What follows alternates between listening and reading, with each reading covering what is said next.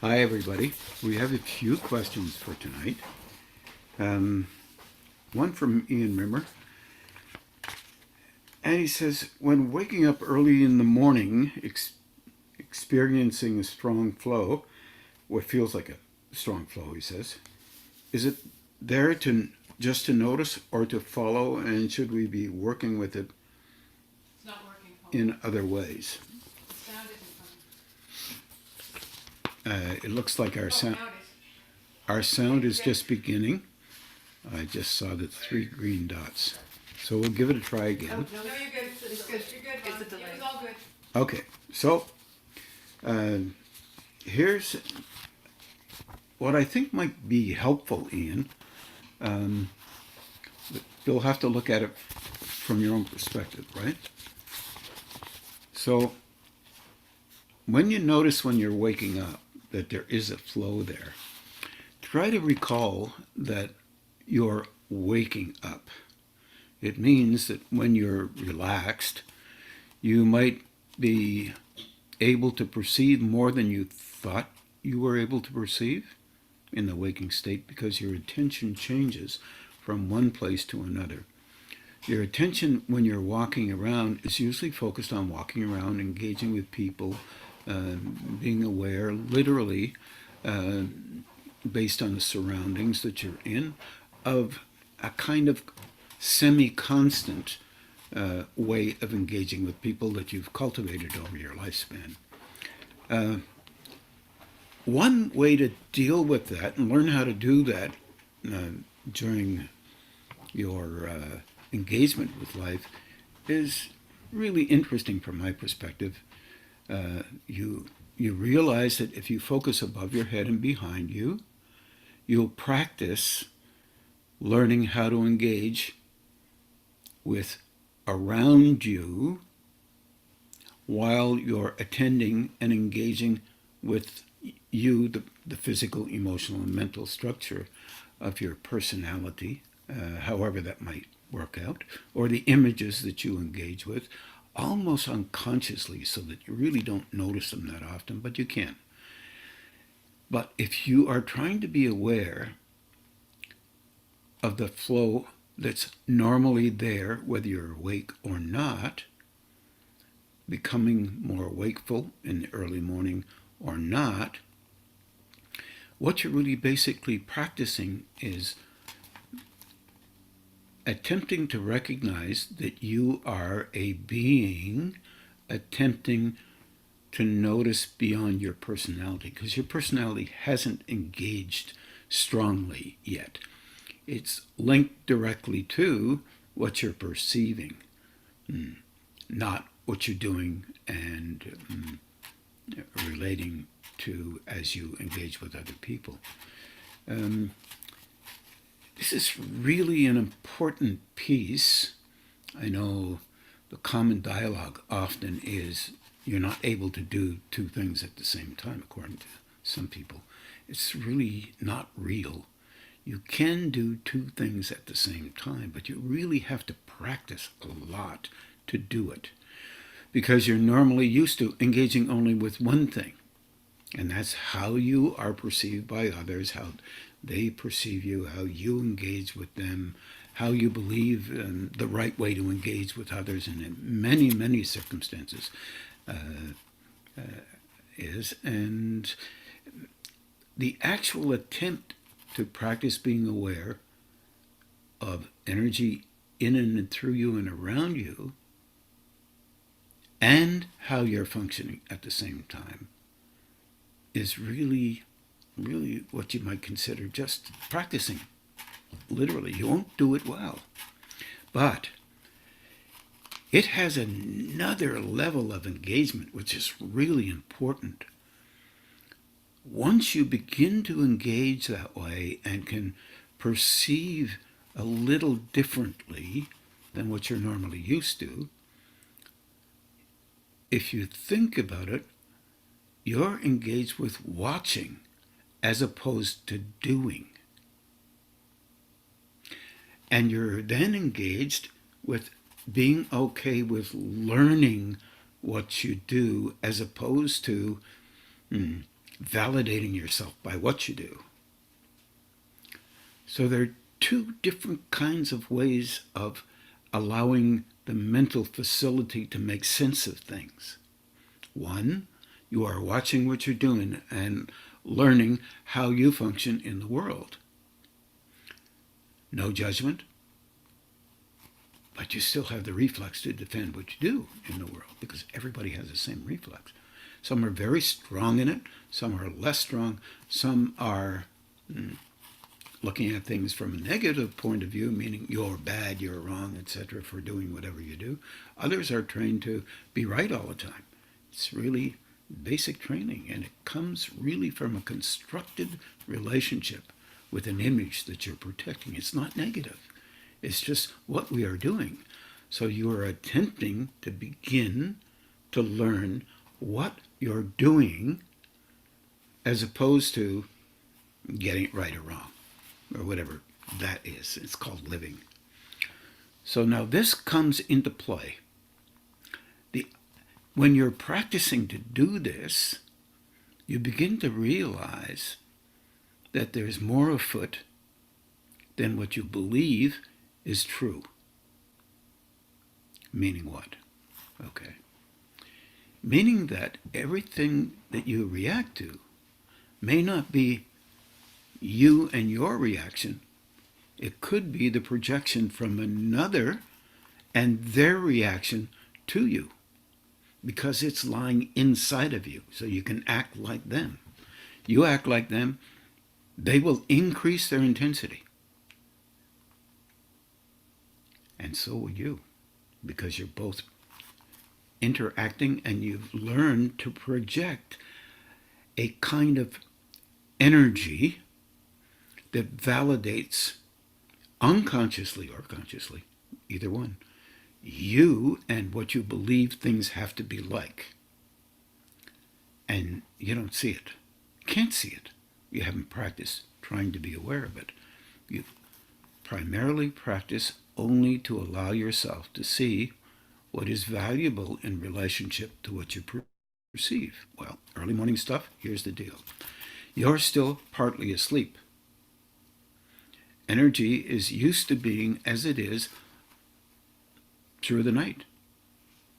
Your focus is on sleeping.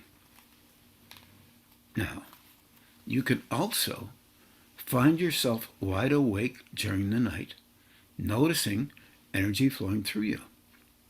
So you come up with what that means.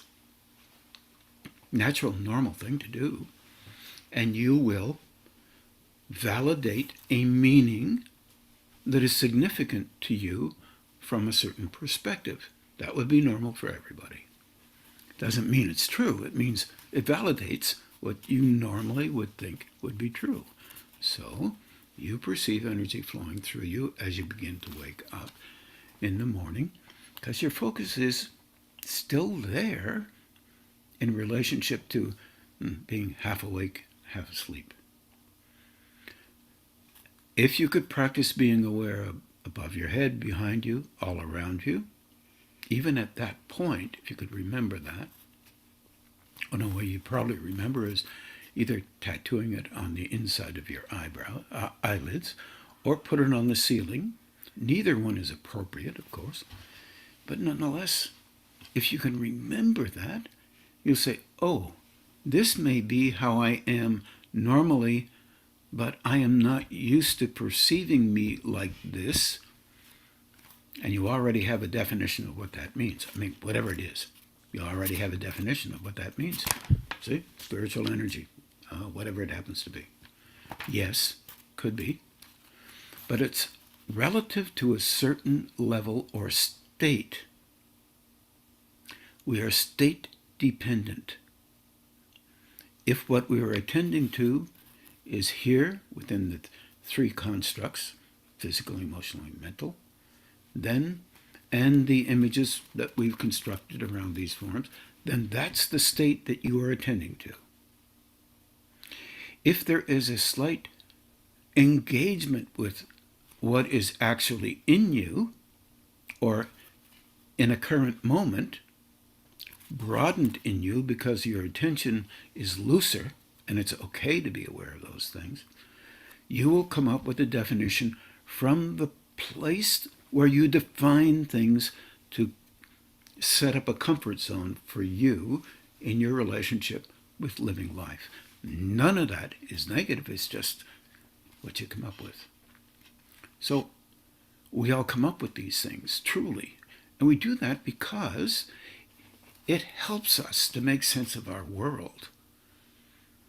We haven't yet considered the possibility that that may be what it is, and that we can eventually slowly become more aware of that energy flowing around us and in us and through us all the time, despite the fact that we use it to create the forms that we believe are valuable for our own purposes during the day, or those that negate ourselves or others for that matter, because we're true unconsciously to the images that we've created in ourselves. If you want to be like your father, fine. If you want to be like your mother, you're probably going to be the one that doesn't know it, because most of us out here in the real world, the same as you in the real world, don't for a second consider that that's what we do, because we're already used to doing these things, so we don't even think of them.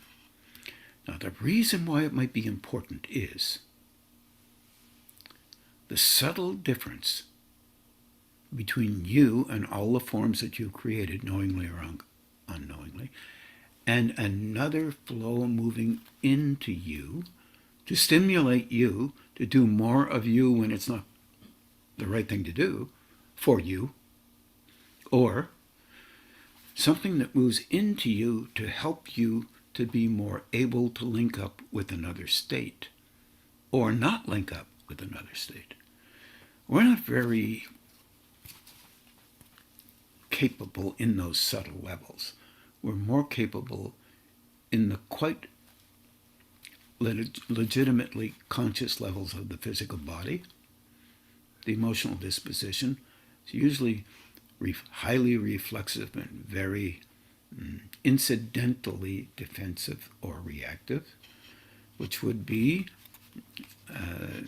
natural for us simply because we want to protect the images that we have. That would be normal. No images are negative, they're just constructed, and we can also reconstruct or continually we are able, it's within our right, to broaden out our understanding of how we are. That's within our right, although it's not a very strong practice in our species, obviously. Although there are even books about, okay, don't do this, do that, blah, blah, blah, blah, all of this kind of stuff. But I'm talking about learning how to be attentive or watching. Now, what you said was, you watched the energy flowing in you. If you're learning how to watch it and watch you, because what you do is contingent on energy being expressed by you, engaging with others, and a dialogue between you and you about what that means. And the dialogue is based on what you believe things have to be like to support that comfort zone that you've already created, so that you can be okay in your day-to-day.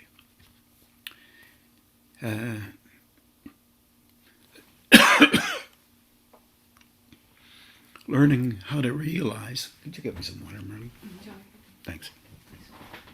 How to realize that we have not only the ability to make some subtle changes in a very kind and respectful way to ourselves, but also to realize that our baseline structures, or what we've already created, are fairly dominant in our relationship with life. And you becoming aware of those reflexive dominant structures, thank you so much. Excuse me.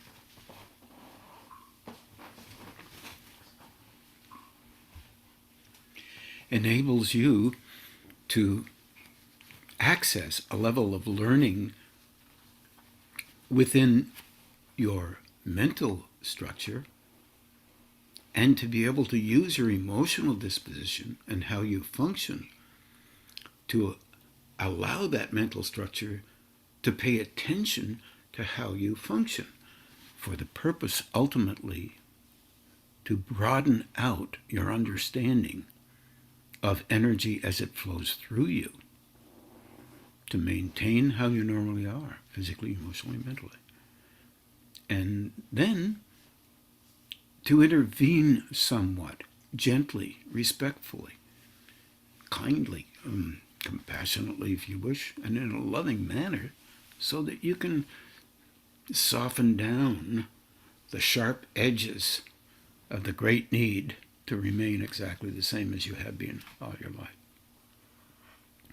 And thus be able to perceive subtlety in you of those images playing back in you, and also others stimulating you to be and do as they consider it's important for you to be and do, so that they feel comfortable. This is really remarkable how we interact with each other on many unconsciously, well, let's say reflexive, in many reflexive ways. You have a right to begin to learn how to perceive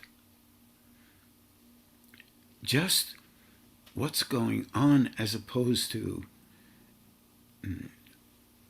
throwing titles at you because you can do this, therefore you're this, or therefore you're that. The titles are meaningless. But, yeah, they make us feel good, so here's a zone of comfort. If you don't have comfort in you, you will call it discomfort, and you will send energy to discomfort, and you will act as if you are uncomfortable. It's the way we do it. And it's a bit unkind and a bit disrespectful. Meaning, I have never met a perfect person. Doesn't mean there isn't anybody out there, but if you are imperfect in your relationship with existence, you can't perceive any perfect people anyway. You will only perceive them through you. Clean that up a little bit. And suddenly, you're curious. You're fascinated by how you function. And you realize, my gosh, all of us haven't really attained a very high level of perception. What we do is we've attained a very high level of judgment. 1,000 believers, 10,000 believers, 2 million believers in something. Build a wall around them so they can't allow an internal development to occur past the wall that is being constructed within and around them. I said 1,000, could be billion. If you want to grow, you grow through you. And not everybody's going to agree that it's okay for you to change how you are, to engage more with subtle states, because they're not going to be able to know that you're doing that. Their perception is focused on the images of their construction. And it is very difficult, often considered to say that to someone is kind of a rejection of them, not to me. Not to many people who are in this very not so simple journey of attempting to engage with other states other than what has been deemed the only way to be. These other states don't have the same rules as we do. We slowly engage with these states and begin to shift and understand our education, our relationship with what we've learned about spiritual growth.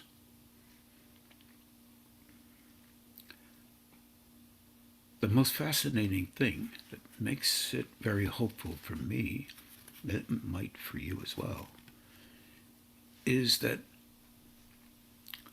these beings who are really quite able know that they are linked together. They don't try to be independent. Independence leads to self-importance. It's part of the cycle that we go through. The deeper levels of engagement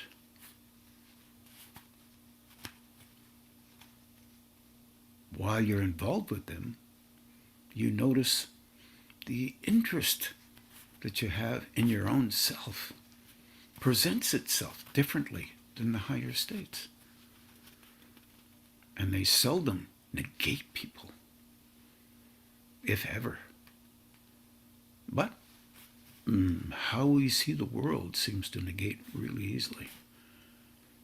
There's a level of compassion and kindness that is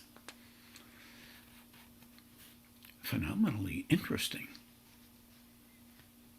How we could be trusted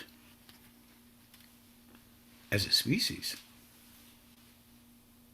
to have an internal freedom to engage the way we want to by the use of those subtle energies for those purposes, unknowingly most of the time, by most, but nonetheless still there.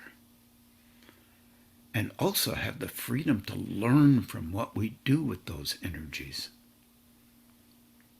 and to recognize them solely for the purpose of learning and making some subtle adjustments with great respect to ourselves, but continuing at the same time to realize that all that means is we are becoming more familiar with the relationship we have with this existence here and the species that happens to live right where we are, because we are part of it and it's part of us. That energy is in us all the time. Yes, it can come in stronger in some, but that doesn't give them the right to be any better than anybody else. But it does, if they can. It gives them the right to learn how to see internally the external world. I think some philosophers call it the intrinsic and the extrinsic relationship with existence. There is both. One doesn't protect the other. It's a matter of beginning to move into a willingness state, moving into Dominic's question about free will. You have the freedom to engage, but you have the freedom to attempt a disengagement with something that is very difficult to disengage with. In other words, your own sense of place and your own sense of relationship with others. Just because you want to learn. Just because you want to go beyond what you've already considered the only way to be. Others have done this before and know exactly how difficult it is. So they don't consider it a negative to be in the midst of an engagement with a relationship, with a form through which higher states already flow through.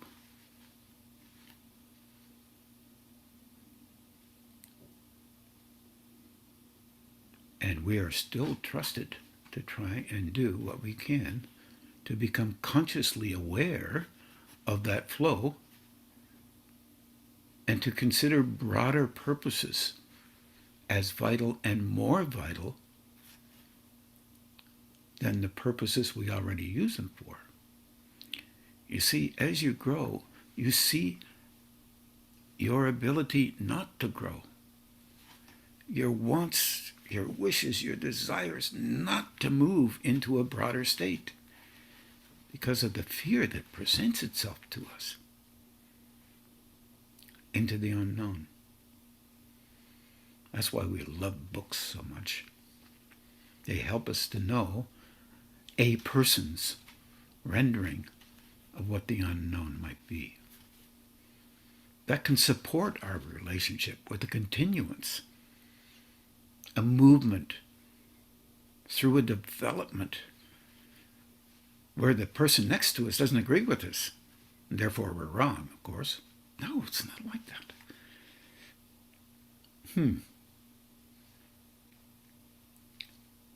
The person next to us is doing the same thing as you are.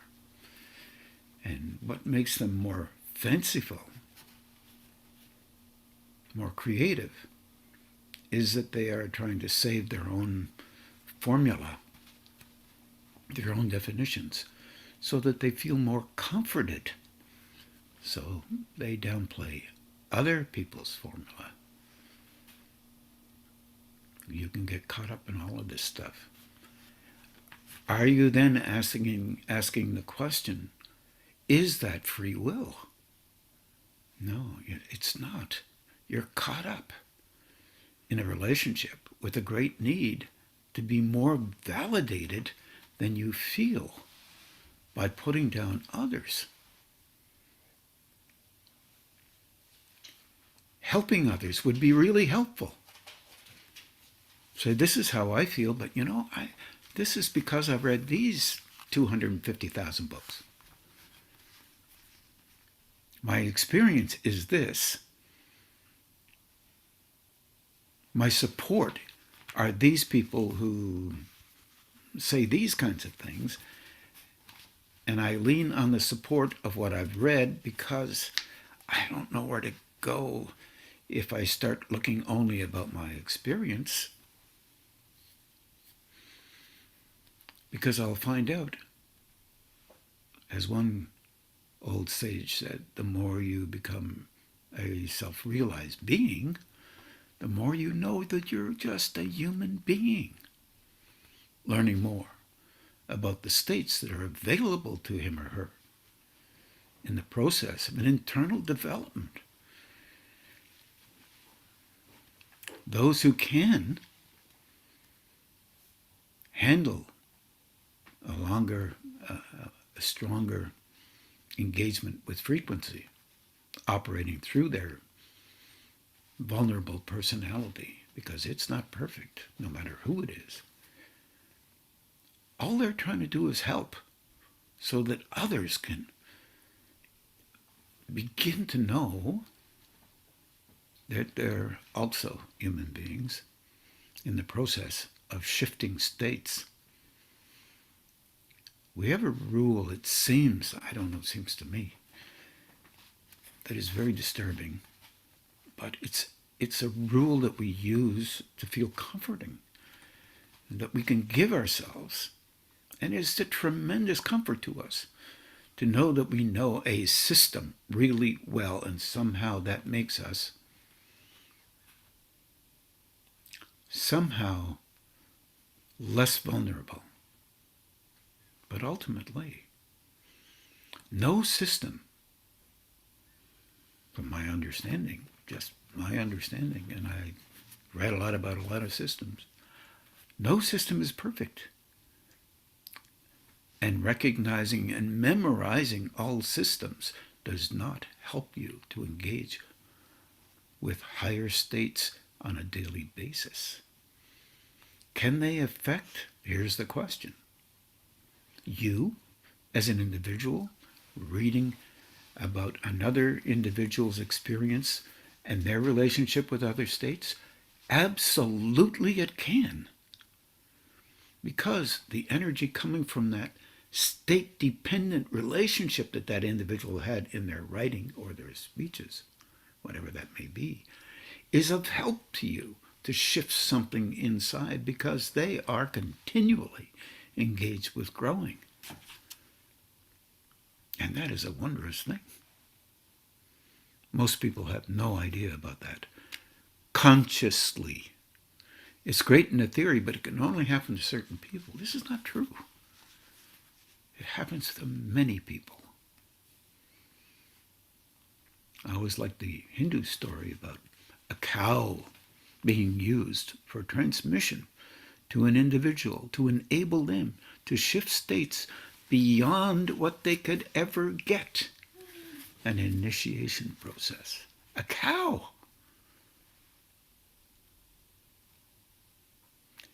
Be Good to Cow Day, I'm sure, is something that we should probably take up in our Western kind of thinking.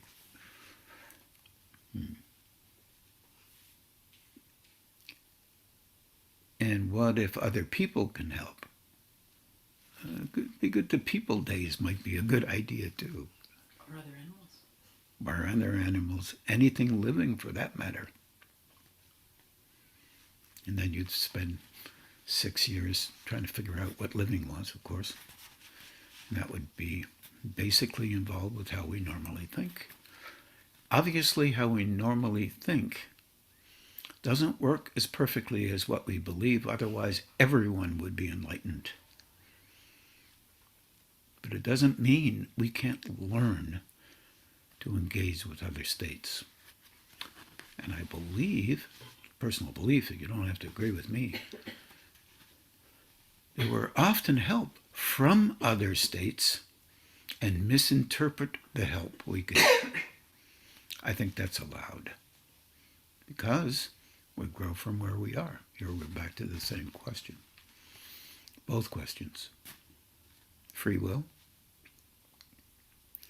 and an engagement with a perception. Make your early morning an all-day experience. And you will find how difficult it is to back away from the personalized experience of an engagement with anybody for any purpose.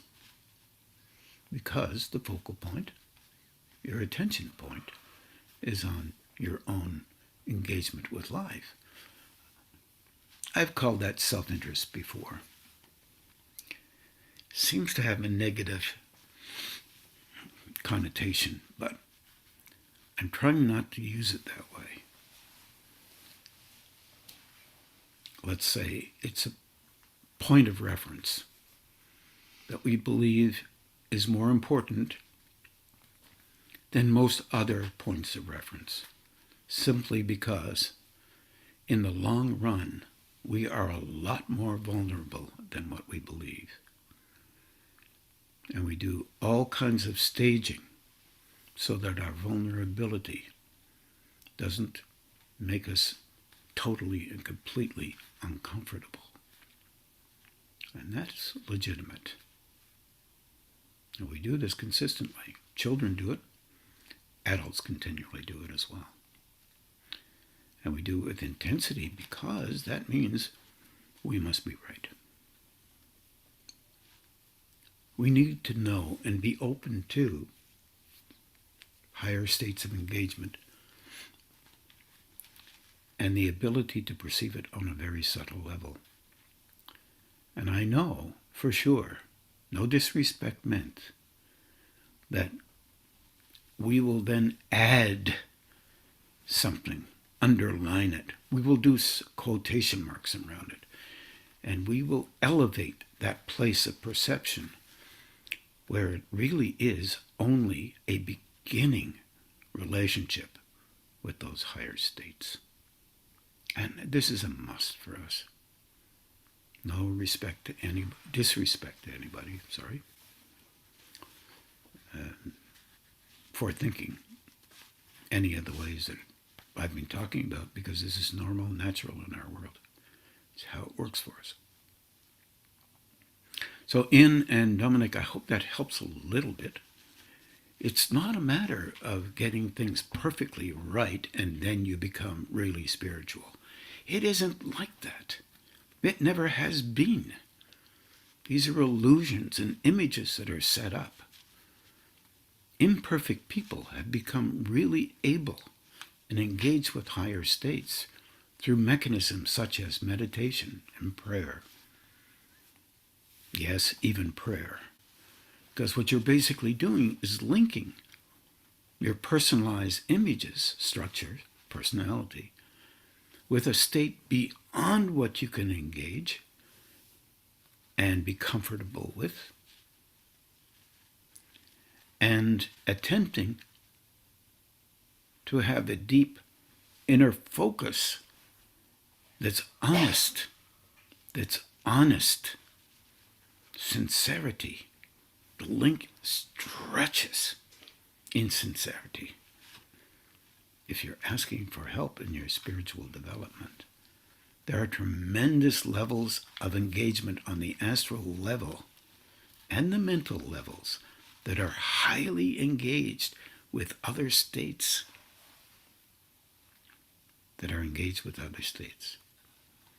From this level, and this is a state or a level of engagement with life, you can link to those states. Because what you're doing is using energy in the same way you are when you're producing something in this world. You're using it to engage with and attempt, honestly, to link up with a higher state, but it will link up with you in a way that would be helpful to you in your particular engagement with perception, but also understanding, compassion, love, if you will. But it doesn't mean that everyone has the same willingness to back away from what they believe has to be true to keep the image of me or you. Those are just images. Just images. And they're okay. No, they're just images. And then you can broaden out your image. Do the best you can with it. It is not so simple. So, Ian and Dominic, these are two similar answers for the same question. I hope that makes some sense to you. Anyway, if not, send me an email.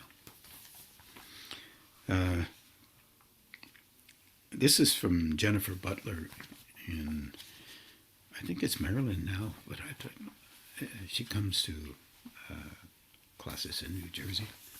And she says, in this process of spiritual growth, are we attempting to shift our emotional engagement to a mental one? Wow. Okay, this is what I wrote down, just in case, and pardon me, I may not have written it down well, but nonetheless, I'll do this and then maybe make a small comment on it. I said we are trying to develop a lens in our personality through which to see what we can see within ourselves. And that will open us to being able to notice those energies or other state energies operating through us and what we do with them with no disrespect to ourselves. Absolutely none. Just curiosity, a willingness to engage. This does not include a judgment of what we see. It is like just overseeing, just taking a look, noticing, and learning how to soften down our reflexes that we have as a natural tendency to engage with life. We use the same ones with ourselves or others. In this way, we learn to create a lens through which to begin to see what is really there and to slow down reactions which interfere with deeper inner perceptions. Back to Ian's question again. For example, Ian's question, or of a soul form that exists. I'm talking about the chakras or Sephiroth. I see them as just funnels through which, or valves through which energy can flow from other states relative to our ability to handle it at any given moment, which can adjust and change as we're able to be okay with us a little bit better. That's a big question. and the energy that flows through it, the structure and the energy that flows through it. From perhaps other states, that's something for you to think about. Also, you can begin to notice, if you're looking at in and through yourself as a lens, you slowly begin to notice the subtlety of others engaged in you. For example, if someone has a single thought, I know this is a little bit broad, about you, you notice them. You can actually perceive them in you as a human being, even in you. But don't get too nervous about that. That doesn't always happen right away, and you just notice that you're acting a little bit funny, provided you're willing to be okay with what you've seen before. So you're not judging it, you're looking at it. And realize that we are affected by others, whether or not they are conscious of their projections or intensities or not. They may not be. Most people are not conscious of this. They'll grumble and moan about people, and they don't even know what. It's just something we do. And then I have to read this. Can you intensify, protect, defend, or maintain your, or you can protect your intensities, your defenses, and how you maintain your old strategies, knowingly or unknowingly, of course, reflexively, and keep that zone of comfort that is older and reminiscent of a you or an image of you that you like to keep because you believe it satisfies you somehow. I thought I would stop there in a kind of a way, because if you're really cultivating a lens by watching whatever's in you and around you, you're really doing something that might be helpful to you. Depends on how you look at it. Some might say, if I look at you, I look at themselves, look at the form inside of you, which is you, you'll have all kinds of reactions. Okay, then it stops right there.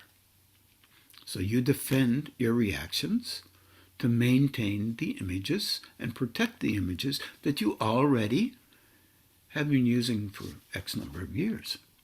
That's fine. It's okay. But you now know that you're beginning to know that that's what you do.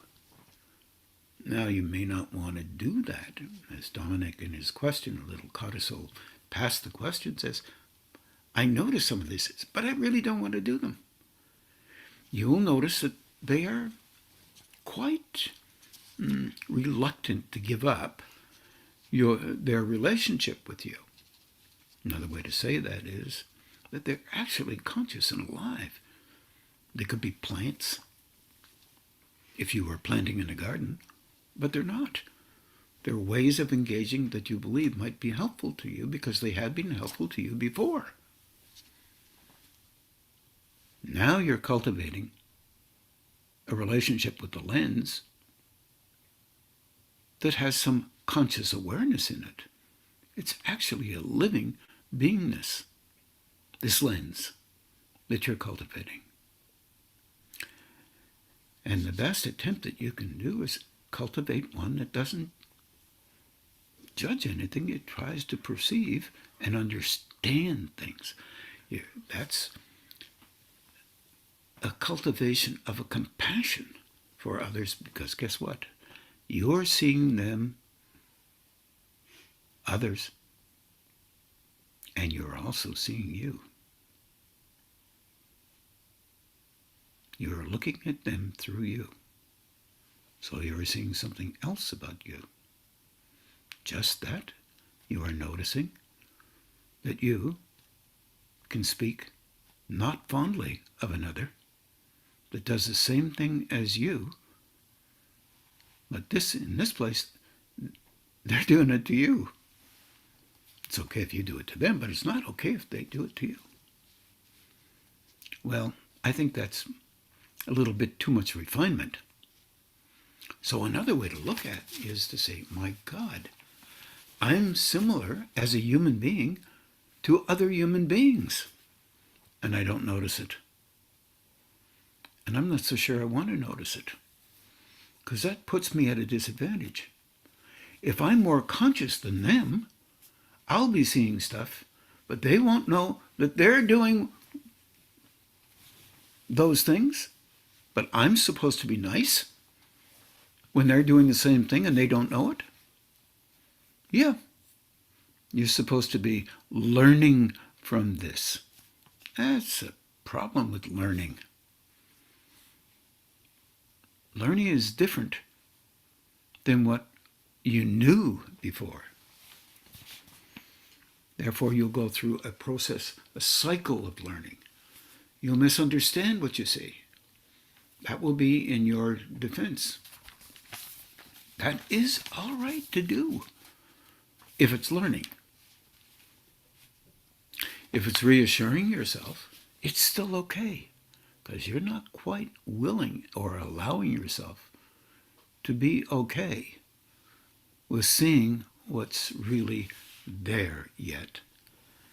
And others will be the same way.